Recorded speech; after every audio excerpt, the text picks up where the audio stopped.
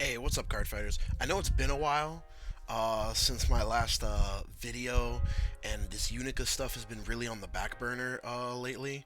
I don't have any real excuse. I just been kind of like toying and planning, editing things in the background, but not really like producing the content itself.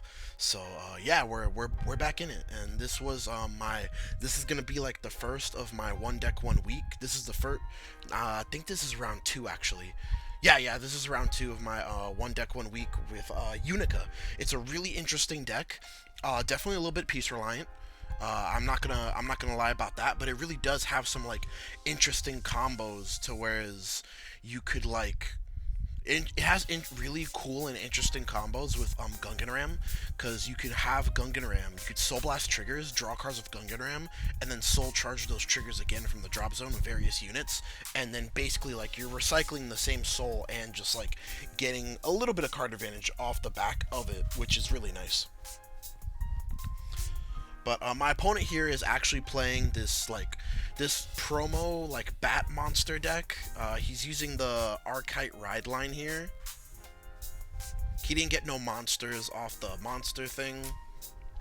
But yeah, that was his turn one. I guess he also did top five off the penguin here. I am sorry, I didn't realize that there was glare, so I do apologize for the glare on my Vanguard. Yep, there's Gungarim right there. We're gonna Soul Charge. We're gonna call another one. We're gonna Soul Charge again. And then we call another one. We had three Gungarams in our hand. We're not gonna go for the draw here. We prefer to Soul Blast triggers instead of normal units. We're gonna swing for 16 here. He takes it. We get the over trigger, so we give 10k and a crit to Vanguard, 100 million to rearguard. Then we're gonna swing with 100 million, and we put him to 4 there. So he's gonna discard Gold Dog here. He's gonna be able to get Gold Dog back from the drop zone since he has a set order. And he's gonna search another research order here. Or does he forget about Gold Dog? I think he forgets. Again, he whiffs. I don't know what his monster ratios were, but he did say that this was like more or less like a first draft. Yeah, I do believe he told me that later on in the match that he forgot about Gold Dog. He gets a front trigger here, which is really good for him. Let's go swing for 20 here. We take it. Swing for 20 again. We guard for 15. I'm going to stand and draw. We're going to pitch the grade 1 of the ride line here and activate the grade 1 of the ride line's effect. Soul Charging 2. If we Soul Charged a critical there, we would have been able to draw a card, but we didn't, so we just got to Soul Charge 2 here. Then we're going to activate one of the Gungan Rams and drawing a card. Thinking about if I want to activate another Gungan Ram here. Something that you really do want to pay attention to is the triggers in the drop zone. We're just going to swing for 28 here, 2 damage. Because of the over trigger, he perfect guards. We get a critical trigger here, so we're going to swing 28, 2 damage again.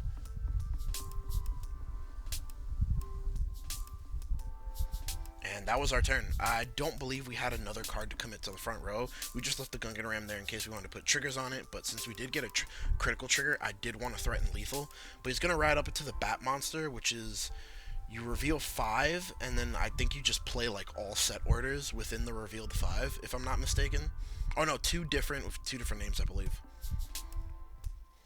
So this one, and I don't believe he has to pay cost either. Yeah, it just puts it's like Orphist. So he doesn't have to pay cost, and it just retires one of my front row rear guards.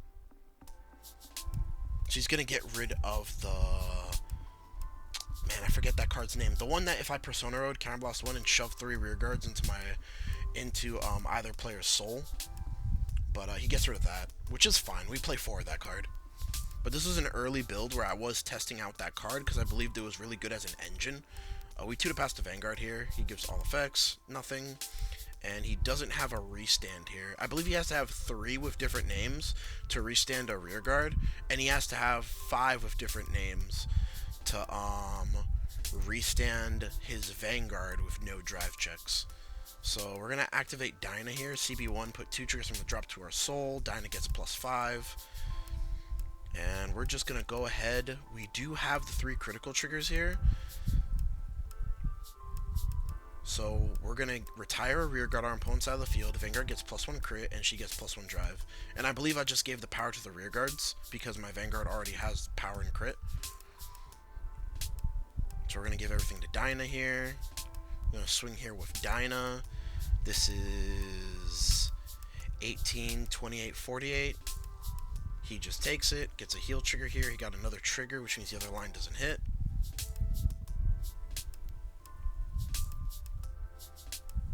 It's just going to swing here for 13. I believe he still can't restand. We just perfect guard here. He gets a perfect guard. He gets Combine Rusher.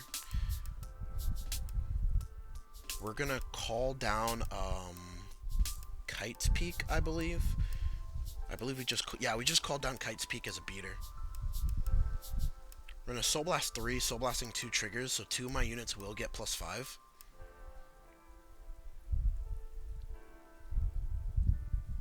He's going to Perfect Guard here.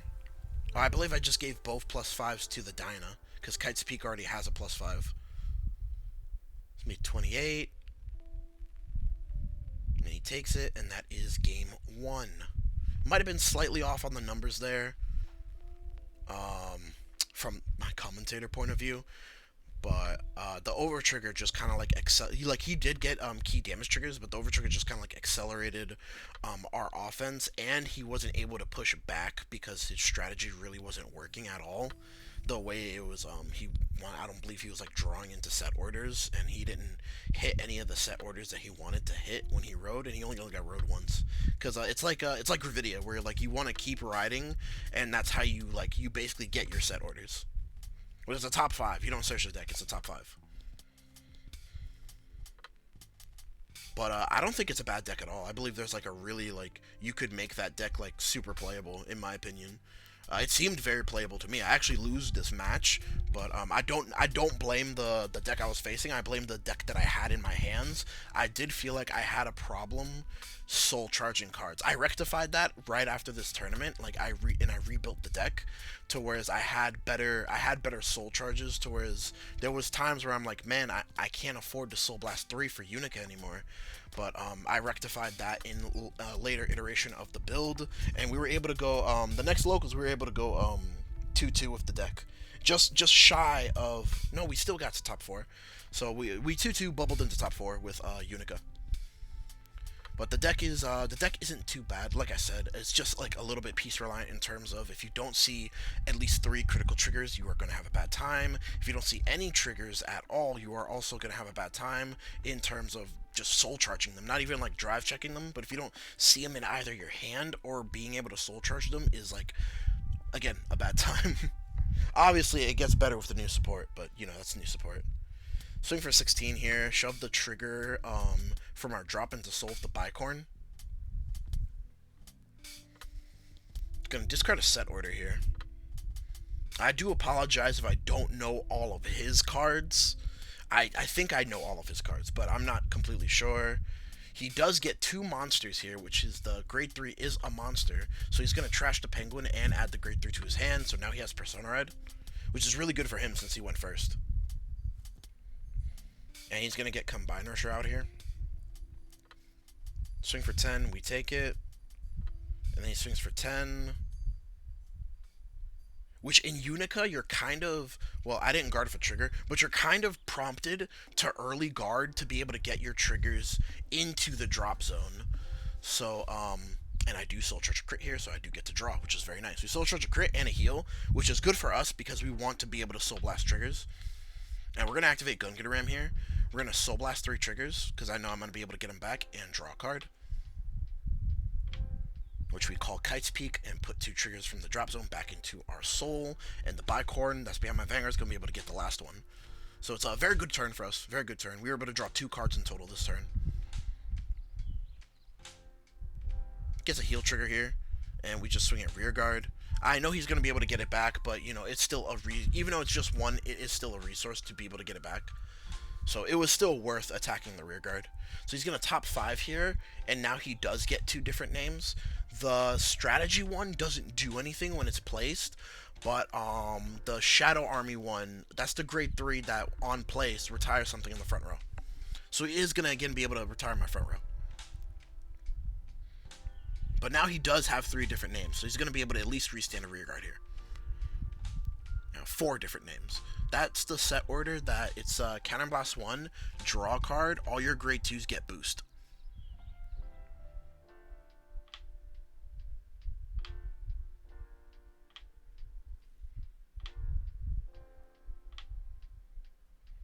He's going to swing here for 13.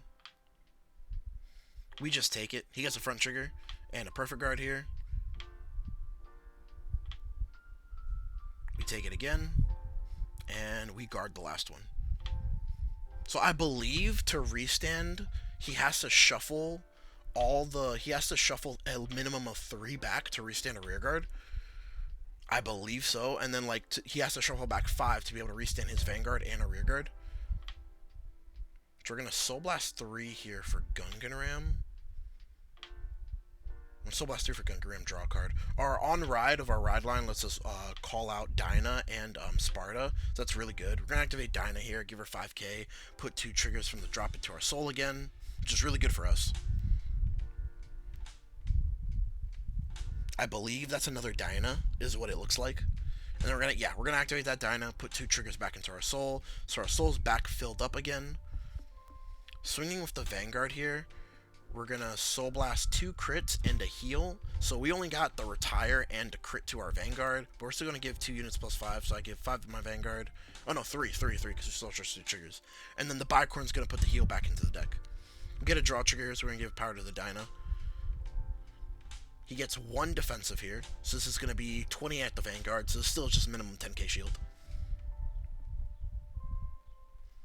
Let's go for 15. This is 38. He chooses to take that, and that is the end of our turn. Not too bad. We didn't get the triple drive, which is not ideal, but we were still able to, like, again, just being able to, like, draw and refill our soul with Gungan Ram is, like, the best part of this deck currently. So he's going to re-ride here, Persona Ride, get 2 different names now. And because the Meteor's skill it got placed into the order zone by a Vanguard's ability, he actually does get to draw cards off the Meteor here, which is really nice. Now he has like 1, 2, 3, 4, 5, 6 different names. So like he has it. He's been having it. He has it.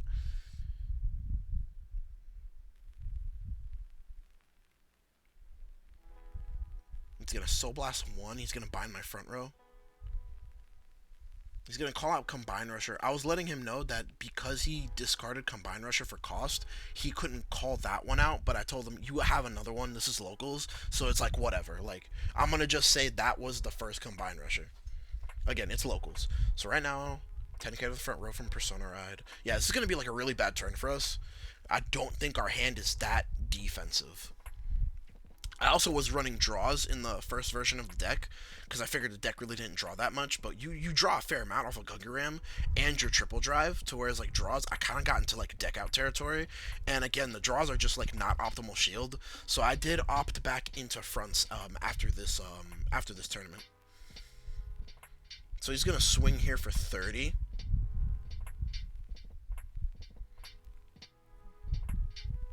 Which we guard with a 15 and a 5.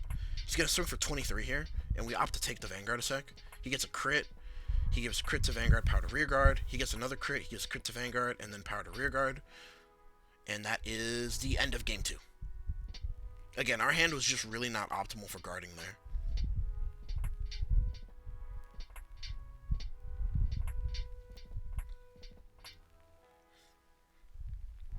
But I think Unica's a decent deck right now. Definitely, like, again, very piece reliant. If you don't see your trigger, if you don't see, like, again, some decks that are just like so aggressive, you need to be able to get the triple drive online like immediately when you ride up to 3. So if you don't see 3 criticals, it can like be a feels bad. But at the same time, I know there was some lists that they would start with a critical trigger. I don't think that's optimal just because of like how fast this format is. If I'm going second, I need the draw, especially since this deck is like a little bit of a weaker deck than most decks, because it only attacks 3 times, at least right now until future support. It can only make 3 attacks. They are like a little bit large, and it does have a little bit of field control, but it does only attack 3 times at the end of the day, so the matches are a little bit more grindier. So especially if I'm going second, I really can't afford to not have that draw, ditch a crit here, which is really nice for us. I believe this was one of the mulligans. There were certain mulligans throughout the tournament day that were I had to choose to keep triggers and just kind of like I'll draw into my pieces because I have so many pieces that put triggers from the drop zone into soul, including my own ride line. That sometimes it's like for critical triggers at least it is optimal to keep like a crit or two into your opening hand. Gonna swing for 8 here. We take it.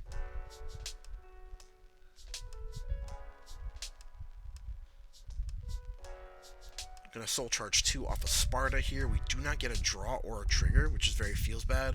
Soul charge again, no trigger. Soul charge again, no trigger, which is very feels bad for us. But we do choose a Soul Blast 3 to draw here. We wanted some card advantage.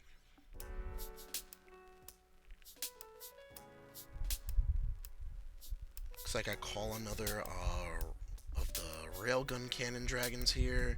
Gets a defensive here, but our Vanguard swing can still hit as the rear guard. Get a heal here, which is really good for us. And this is 28 to his 18, which is just 15 to guard.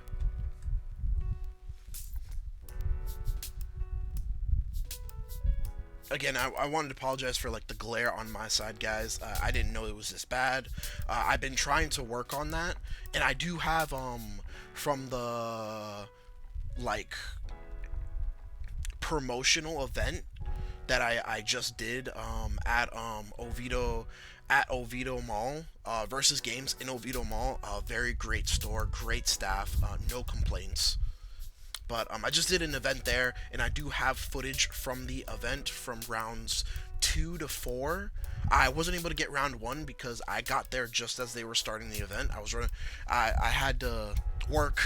I was running overtime a little bit from work, and the only way I make Oviedo locals, at least, which is every Monday at 6:30 p.m., is going straight after work. So unfortunately I did not get round 1, but I got 2 through 4, and I'm probably gonna be able to do like some type of montage with that. I'm thinking to where it's like I probably like talk over the montage, and there is probably either going to be a deck profile at the beginning of the montage or at the end of the montage. But I played Youth for that event. I wanted to play Youth because I hadn't touched the deck since Springfest Duluth, and I just been really harping to play the deck. After the event, it was like, man, I really want to do some changes here. But definitely probably some more Youth content in the future. It really depends, to be honest. I'm a rogue warrior at heart, even though Youth isn't the best deck right now. I just kind of... Ooh, that just kind of killed our attacks. Yeah, so we weren't able to get the 3 here, but we were able to hit him with 2 damage with the crit, that's still something. Which is going to reveal 5 here. He only gets 1. So right now he has 2 different names. Sorry if I got off on a tangent, guys, and you got distracted from the match. But basically, I rode up, I called out my 2 units for free, and I just basically like built a board for free, more or less, and just kind of like went in with what I had.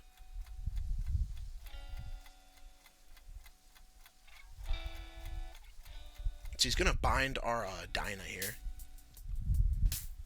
Call out a Penguin. And he's going to swing for 13 at us right here. We opt to take the attack. He gets a front trigger. And he gets the prison. He's going to swing for 20 here. We take it.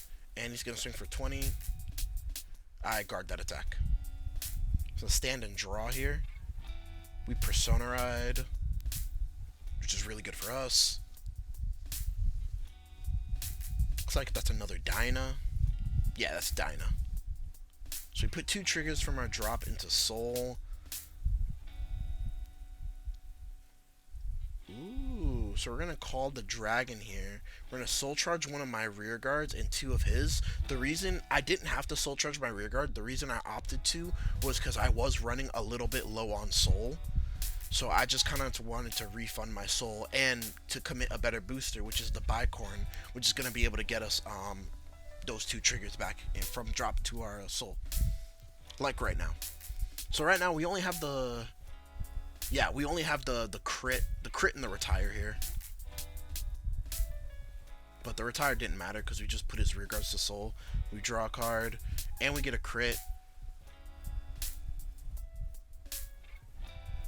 Thinking about where I want to put the crit, I decide to put it on the...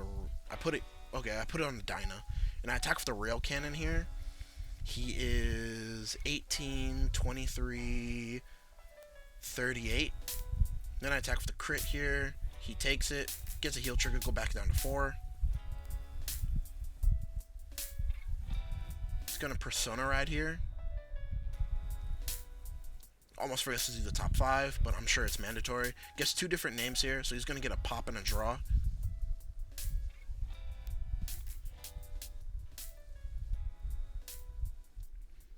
So he's gonna retire Dyna again, which is why it was very important to soul charge those triggers with the Bicorn.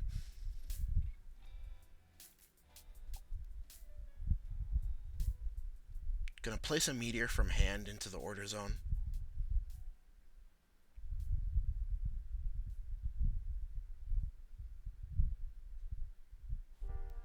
That's 5 different names. Yeah, that's 5 different names right there. See Persona Road, that guy's gonna be swinging at me for 30. Yeah, he's gonna swing at my Vanguard for 30 here. Which would be really good if we were playing fronts, but we weren't playing fronts at this time. Ooh, we damaged a PG, that's really bad. I overtriggered to pass his Vanguard here. I believe he gave crit to Vanguard and power to rearguard. And I believe he did the same again.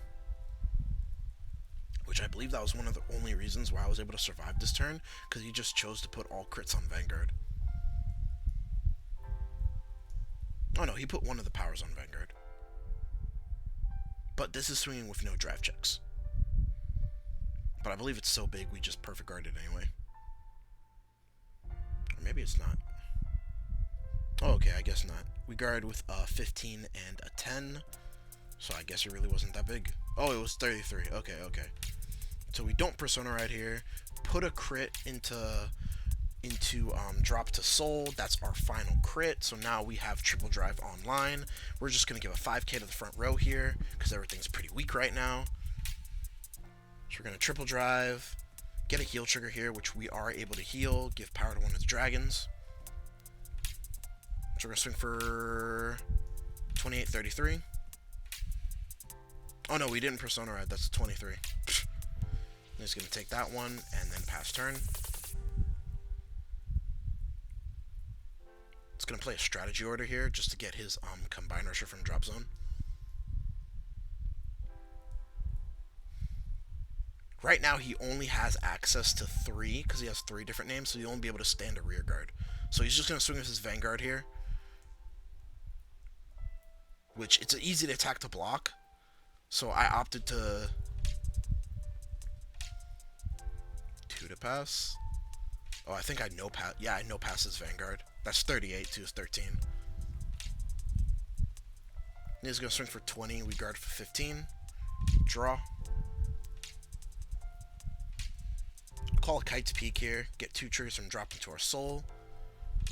Ah, okay. That's why we did that. We had better grade 2s in our hand. Looks like we're going to Soul Blast 3 here. To draw with our Gungan Ram. Sorry guys, brain farted. Retire, give 5k to the front row, and then put the heal back into our soul with the Bicorn. It's gonna perfect guard this here. We get Kite's Peak, and a Dyna, so our hand is really not that sexy right now in terms of guarding. But this is 28 here, which he guards for 33, and then we're gonna swing 28 again, which he guards for 30. Draws, gets Persona Ride. He's going to do his top 5 search. He hits 2 different orders here, so he's going to get a draw and a discard, and a bind of one of my front row units, and he's going to get a draw. So that's really good for him.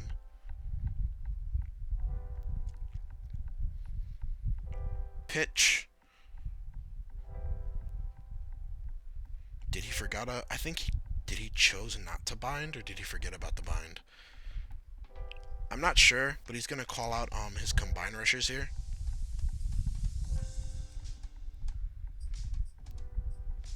Which honestly, like him top decking the, which that combined rusher has boost. Him top decking especially since we have like little to no guard in hand. We are at low damage, but we're not that low. Him just top decking the Persona Ride is like what super killed us here. Counting his triggers here, I believe he had like one crit left or something like that. But his deck is really small. So he hits something here. He's gonna swing us for 30 here. Triggering guard intercept. Swing us for 23.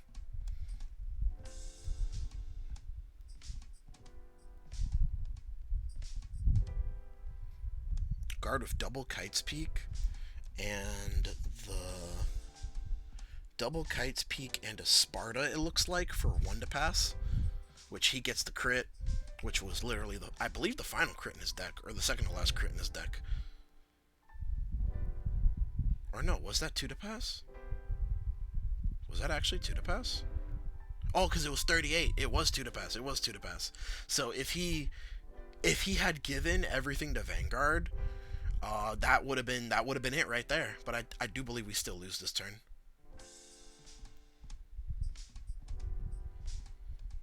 Or maybe we just lose to time, because we did go into time.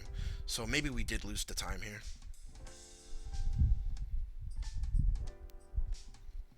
Put 2 triggers into our soul. Push up the bicorn here.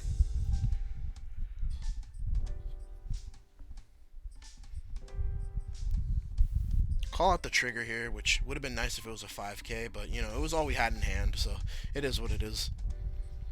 We're gonna Soul Blast 3 triggers here. Retire one of his interceptors. I'm gonna give 10k there and then 5k to Vanguard, which is very stupid because I knew he had the crit I knew he had the crit heal in hand, and that was literally enough to guard our Vanguard swing, which was like 2 to pass. It was like 2 to pass because we were like 26. Yeah. It was 2 to pass by itself, which was this was literally like all he needed to guard. Which in hindsight, maybe I should have put all powers on my Vanguard because I knew what 2 cards were in his hand. Yeah, I knew what 2 cards were in his hand, and he only needed to take 1 damage here, and I believe we just like scoop it up after this. Yeah, we just scoop it up after this. I should have given because I was 38 plus 20 is 58. So my Vanguard was 21, 36. Would have been 2 to pass, but he wouldn't be able to 2 to pass us. He'd be able to 2 to pass us with so Vanguard's 21 by itself plus 15 would have been 36. He was 38, so you would have had to use the 15 to 2 to pass. So yes, okay, so this match was actually, alright, that's cool. So this match was actually like very winnable for us. If we gave, and we knew the last 2 cards in his hand, but you know how like, when it gets to end of match procedures, you let the nerves get to you. This is hindsight 2020, hindsight, hashtag 2023, but hindsight 2020, to whereas if we gave the 15, if we gave the 3 plus 5s to our Vanguard, it was a very high chance of winning that turn. Oh no, because our rear guard column was because we hit a trigger, so we were able to push that rear guard column. So he either 2 to passes our Vanguard, pushed the rear guard column, so whereas it would have been 12, but instead of 12, it would have been 22, so that a 5k intercept wouldn't have been enough. He would have had to hit a defensive. Yeah, he would have had to hit a defensive if he 2 to passed our Vanguard. If he 1 to pass our Vanguard, that was it, but he would have had to hit a defensive on 5th damage to be able to guard the last attack. But anyways, guys, that was a very exciting, I think round 2 actually. It was a very exciting match with Unica. Don't forget to like, comment, subscribe. I'm back on my content train, guys, and sorry I left. Later.